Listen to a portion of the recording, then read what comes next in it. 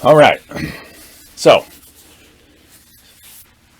we're going to gather together Sunday evening, and we're going to try and address the feelings that come up for us, the sense we have of unsafety or of anger, unclarity, whatever's coming up for you around this event, this rather significant conflict that's happening within us as a body, as the meetup living with intention on a pilgrimage together. This event happens, we have feelings about it, and we each have our own perspective or perspectives, because we can have multiple perspectives about what's coming up.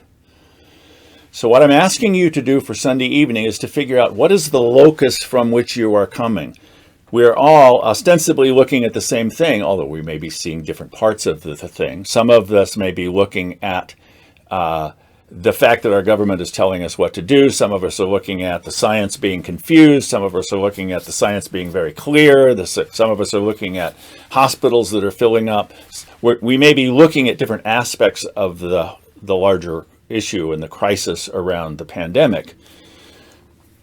But for the purpose of this of our conversation, I want to look at what has happened for us within the context of the group, and how is what's happening there impacting you?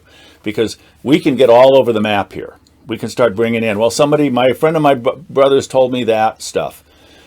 I mean, if that's what, in fact, influences your perspective, you share that. But the purpose of our conversation is not to get other people to see it our way. The purpose of the conversation is to have other people be able to see how we see it as valid for us. So I want you to come prepared to make the case that you have a valid perspective, and this is what it is. This is why you see what you see, or at least what you see, or where you're seeing from, so that we have a